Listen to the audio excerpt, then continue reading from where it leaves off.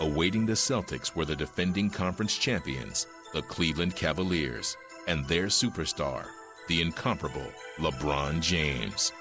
The Cavaliers were a very, very good team. They were battle-tested. They had just come off of their NBA Finals appearance a year ago. And LeBron is just a special talent. He's just hard to stop. One guy can't stop him. So we knew this was going to be one of our toughest tests. The Celtics would tackle that test the same way they had approached every challenge all season. Not as individuals, but as a team. Together, they would make sure that nothing came easy for the NBA's leading scorer. They are making LeBron James into a jump shooter. They're saying you're not going to beat us with your strength. LeBron spinning, jumping backwards from the baseline. Very tough shot, no good. Rebound Rondo. He's human. Rondo lead for Pierce, steps around Delonte West, scores off the window, and the Celtics have a double-digit lead. It's a team defense here. We're not asking for one guy to go out and stop their best player. We're asking for everybody, let's stop their best player. For LeBron James in traffic. Great job challenging every shot. Everybody's on the string. Somebody goes to help, somebody helps him, and then somebody helps the helper, you know, and it just never ends, and that's been a staple of our team. Goes up, blocked. It's getting worse for LeBron. It's got to be in his head now. And once we establish our defensive presence, you know, it's very difficult for any guy or any team to score on us. Corralling LeBron and clamping down on his teammates, Boston won the first two games at home. The way Garnett diving on the floor, and then a turnover. Here comes Garnett, here comes the roar, and a foul! Impressive win for the Celtics here tonight, once again. The defense on LeBron James, I mean, how shocked are you that he's 8 of 42 in 2 games? That's what we try to do. When you look at their team, LeBron is what makes them go. And if we can somehow control him, we control their team. And, you know, with the help of the guys around me, we've been able to do that. As the scene shifted to Cleveland, the Celtics once again enjoyed the comfort zone of a 2-0 lead. But just as they had against the Hawks, they would stumble into another bump in the road, allowing the Cavaliers to climb off the ropes and get right back in the series. Driving on West, laid it up, and LeBron blocked the shot. Into the forecourt come the Cavaliers. West, left wing, fires and hits a 3-ball. And the Cavaliers push further in front. Over to LeBron, down deep to Rajon, muscles it up, rim it in, and foul.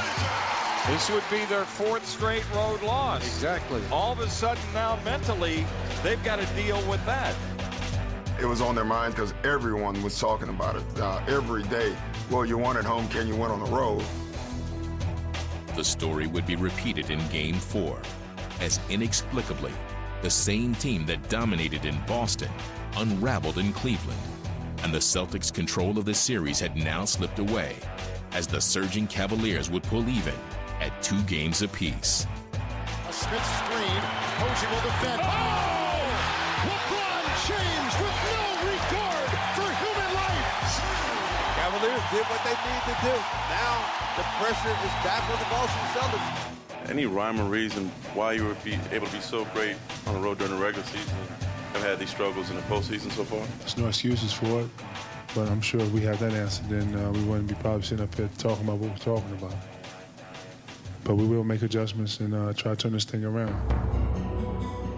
But for the Celtics, the troubling pattern of playoff inconsistency would only continue. Again, they rose up on their home floor to win the pivotal Game 5. But as if according to script, they would lose their chance to close out the series on the road in Game 6. And now, they were facing another deciding game. Looks of resignation on the faces of the Boston Celtics. They're going back to Boston for Game 7.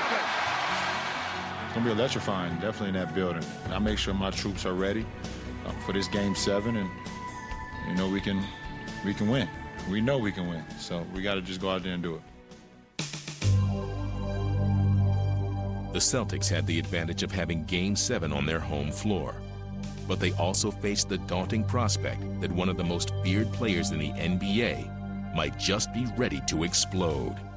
We knew coming in that LeBron, he hadn't had that really big game yet. I mean, he's had some special moments. He did some things here and there in the series, but he hadn't had one of those monster LeBron games, and we knew that he was due for one. sudden death game. Whoever wins advances. Whoever loses, watch the rest of the playoffs from their living room couch. There was one game I didn't want. It was Game 7 against Cleveland. There's an old saying, you don't want to get to Game 7 when the best player's on the other team. And you don't want to take that chance because he's capable of being great that night. And that was my fear. Get right. Get right. Before the game, I said, how disappointed would it be for us, to go home this early after all the expectations. 3 questions right here. Do I really want it? Do I really want it? And what can I do so we get it? Yeah. Do your part. Let's go, baby. The Cavaliers knew that their superstar could rise to the occasion. The question was, which Celtic would step forward to match him? And the player who accepted the challenge was Paul Pierce. LeBron, strong down the left side, gets Perk up in the air, ducks around him, pushes it off the glass, and gets the roll. Pierce up, makes the 3, steps to 17 feet, jumper switch. You want Paul Pierce to start off right there. Your emotional leader. Now LeBron pulls up for his long 2, and it's good. The answer on Paul Pierce. You're going to see a shootout between these two guys. Pierce again splits the trap, drives right down the middle, scoops to the left hand off the window and in. Pierce is chewing him up here in Game 7. We've adopted to this team of everyone has to step up, but we do it together. It's not just one guy. But that night, Paul needed to step up for us. Ron and Pierce going at it. They're talking to each other. I love it. This is what it's about. Great moves, flips it with the right hand and gets the roll. He has 20 of their 34 points. Pierce moving to his right, pull up, elbow jumper, got another one. Paul Pierce continuing to throw him down. He's in his zone. He is in a zone. Unbelievable. Unbelievable. Paul Pierce, LeBron James. In an epic duel, Pierce would finish with 41 points, while James had 45. But while Paul's heroics kept Boston in the lead for most of the game, LeBron would bring Cleveland back in the final minutes. James with the steal. Here he goes. And James makes it a one-point game. Everything's got to be hard. We got to take care of the ball, all right? Move the ball and run our stuff, all right? That's what we got to do. Pierce had carried the Celtics on his back, but now, in this moment of truth, he returned to their philosophy of sharing the burden and the ball. Pierce down the left side, kicks to the corner. Eddie House, bounce pass. P.J. Brown, he's open. He shoots, and he knocks it down. P.J. Brown, the unlikely hero. And the Celtics go up by 3. The outcome was still hanging in the balance, and fittingly, it would fall to Pierce to try and preserve the win. The Celtics lead is 3. Loose on the floor, Pierce grabs it, screams timeout, and he gets it. Paul Pierce making every big play for the Celtics today. And as he stepped to the foul line with a chance to put the game away, it seemed that the fabled Celtic mystique was alive and well.